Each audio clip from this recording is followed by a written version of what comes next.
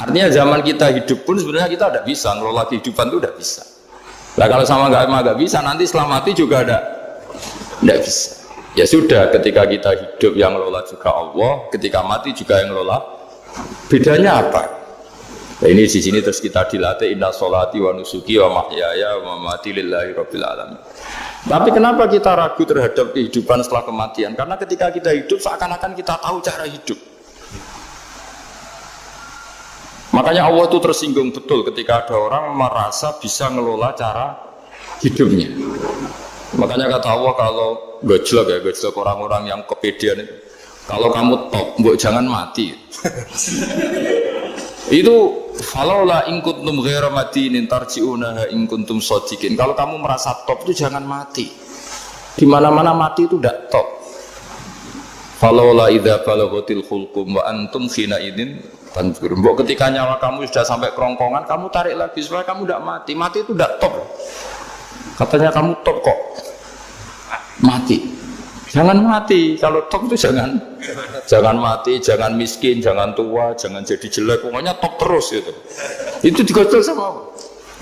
Tapi orang itu lupa bahwa nah ketika sehat begini kita seakan-akan ngelola kehidupan.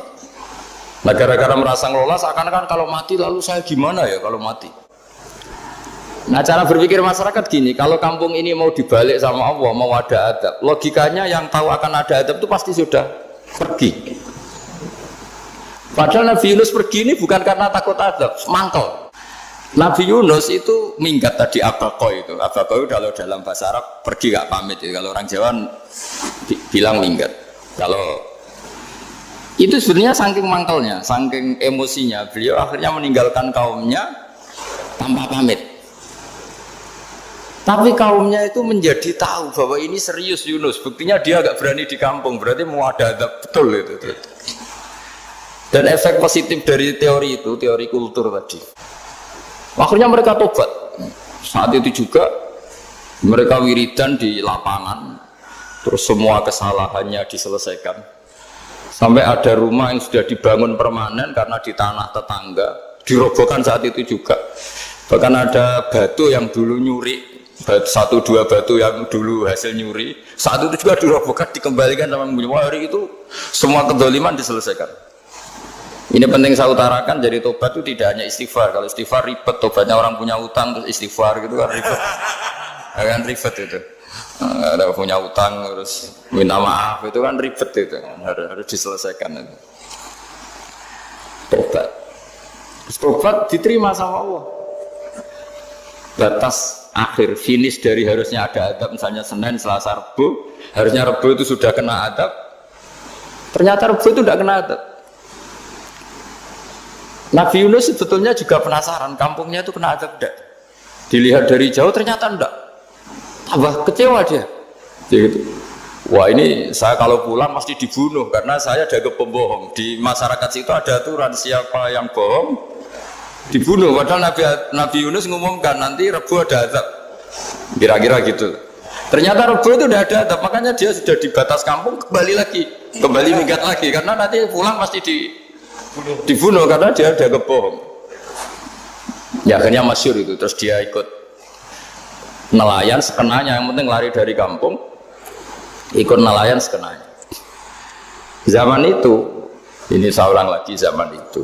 Nanti ini efeknya nanti ke tauhid. Zaman itu para nelayan tuh kayak sepakat. Kalau ada kapal atau perahu mau tenggelam, itu pasti ada yang minggat.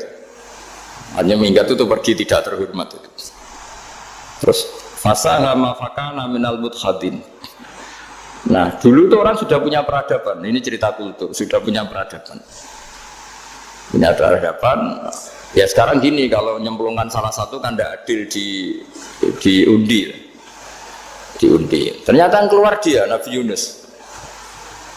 Terus mereka tahu ini orang nggak pantas dikorbankan. Karena Nabi di mana-mana itu ganteng. Memang Allah itu punya sunah unik. Nabi itu harus paling ganteng di kampungnya. Nasabnya juga harus paling baik. Kabar-kabarnya juga istrinya harus paling cantik. Itu memang aturannya gitu. Nggak tahu saya. Dulu saya juga janggal. Kenapa Nabi aturannya harus gitu? Angen-angen di pemimpin LU ya isin itu maksudnya. Misalnya pemimpin dia masa keriting itu kan piye gitu rasanya itu. Jadi Nabi itu pasti itu paling ganteng di kampungnya, terus dari nasab ya terbaik, terus rata-rata istrinya itu ya selain Solihah itu ya paling ganteng.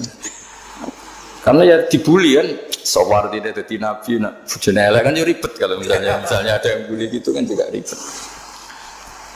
Singkat cerita terus dia akhirnya ditenggelamkan, dibuang karena beliau seorang Nabi, faltaqamahul khut. Beliau ditelan ya. Iltiqam itu tidak digigit, ditelan. Karena ditelan beliau tidak mengalami dikunyah, ditelan. Iltiqam itu ditelan. Karena beliau seorang nabi di dalam batnil khut itu di perut. Itu dia wiridan.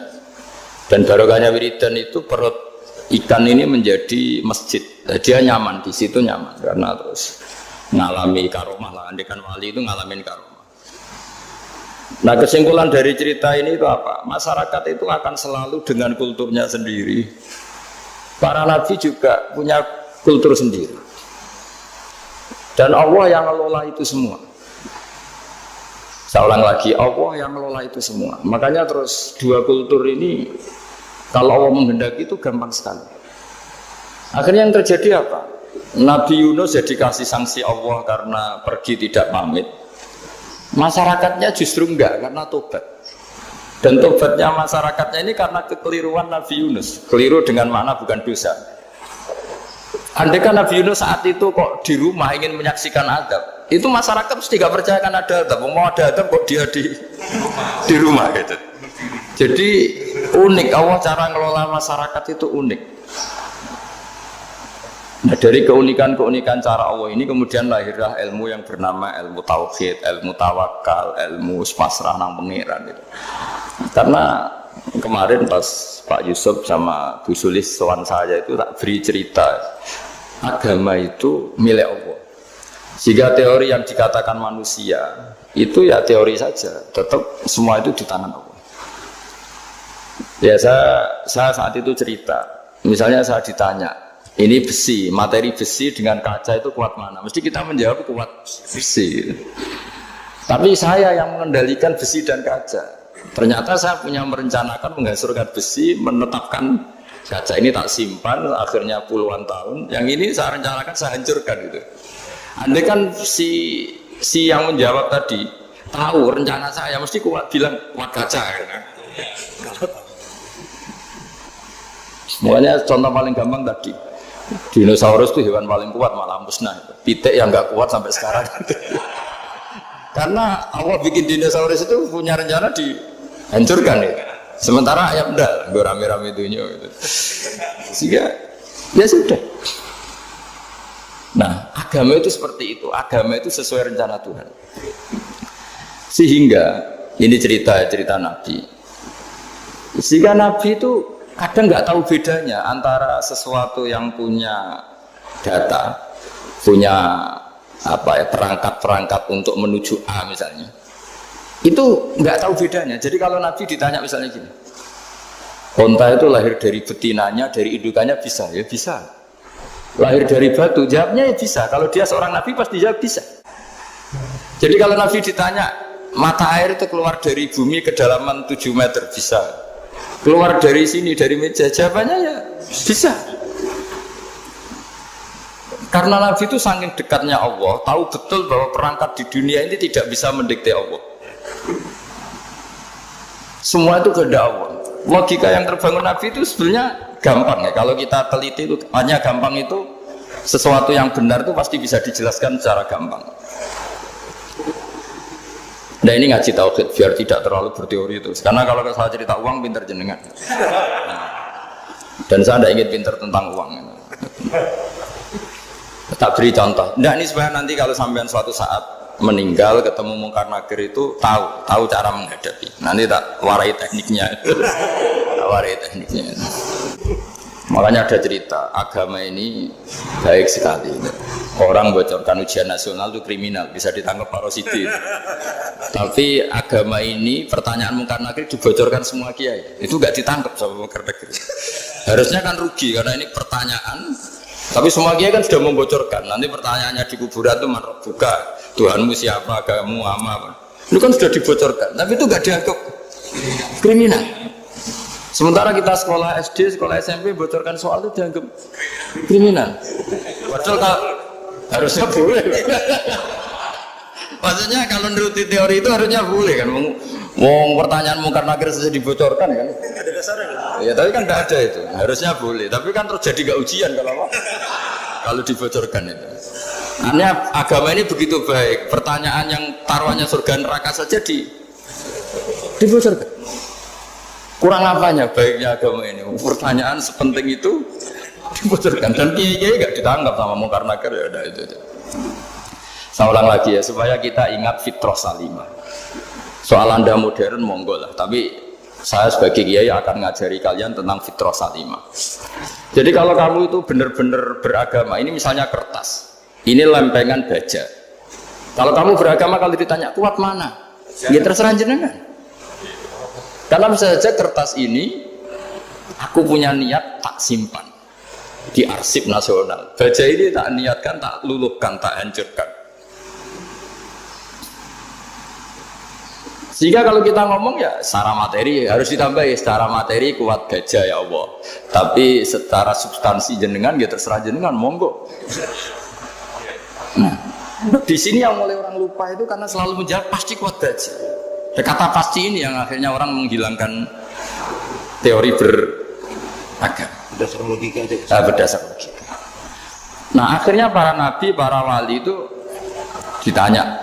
Saya punya kitab karangannya Abdul Hamid, orang alim. Kitab itu dulu saya ngaji lama sekali, sampai sekarang saya pelajarin. Manusia itu dijebak hukum adat, padahal adat itu ya tidak terlibat. Misalnya kalau ada telur jadi ayam normal gitu. Ya tadi indukan unta melahirkan unta normal itu, indukan sapi melahirkan sapi normal. Tapi kalau para nabi itu bilang ya agak normal. Nggak normal artinya tetap ada kekuatan Tuhan. Indukan unta tahu apa tentang unta? Dia punya kekuatan apa? Bisa melahirkan unta, bisa menciptakan unta di perutnya, bisa ada jantungnya, ada paru-parunya, ada ususnya. Dia bisa apa? Di situ ada tangan Tuhan. Gitu. Karena para nabi cara berpikir gitu melihat tembok ya sama. Tembok sama indukan unta itu sama-sama mungkin mengeluarkan unta. Sehingga ketika Nabi Soleh ditanya, bukti apa kekuasaan Tuhanmu? Apa bisa mengeluarkan unta dari batu besar ini? Jawabannya Nabi Soleh ya bisa, langsung saja bisa. Dan mukjizatnya Nabi Soleh masyhur itu keluarlah unta dari batu. Karena secara teori ya tadi, coba unta indukan itu apa seorang profesor, apa seorang ilmuwan sehingga bisa menciptakan anaknya itu. Apa dia terlibat dalam menciptakan jantungnya, paru-parunya, ususnya kan tidak juga. Telur bisa apa coba? Gobloknya bukan main telur itu kan. Tapi bisa mengeluarkan ayam, dia bisa apa? Nah, para nabi, para wali itu tahu semuanya itu kekuasaannya Allah. Nah, kalau karena kekuasaan Allah bedanya apa dengan tembok? Makanya Nabi Muhammad ketika di padang pasir, sahabat bingung nggak ada air, ya Nabi santai aja. Ini gimana Nabi nggak ada air, nanti orang mati kehausan. Nabi ya santai aja. Kamu ingin air katanya? Iya. Nabi nunjuk apa itu ya sudah terus ada air. Ada yang keluar dari jemarinya, ada karena Nabi itu nggak tahu bedanya antara ini mungkin dan tidak mungkin, itu nggak tahunya itu ya semuanya itu Allah. Kalau kamu kan nggak, wah daerah gini nggak mungkin ada air. Ini kan padang pasir. Air itu biasanya di daerah hutan gini malah berteori macam-macam. Seakan-akan tidak ada Tuhan. Jadi kalau orang nggak bakat wali pasti berpikirnya gitu. Makanya nggak wali-wali itu orang nggak bakat karena itu kan artinya menafikan kekuasaannya Allah kan. Seakan-akan Allah tidak mampu bikin air di situ. Tapi kalau Nabi santai aja. Makanya Nabi Ibrahim ketika mau dibakar ya santai aja. Menurut beliau api bisa apa? Jadi itu meskipun hukum adat dia selalu berjalan. Normalnya api yang membakar di padang pasir, normalnya ya nggak ada air. Normalnya batu ya nggak mengeluarkan unta. Tapi kamu jangan terjebak oleh keseharian yang Anda lihat. Tetap di balik itu ada kekuasaannya Allah Subhanahu wa Ta'ala.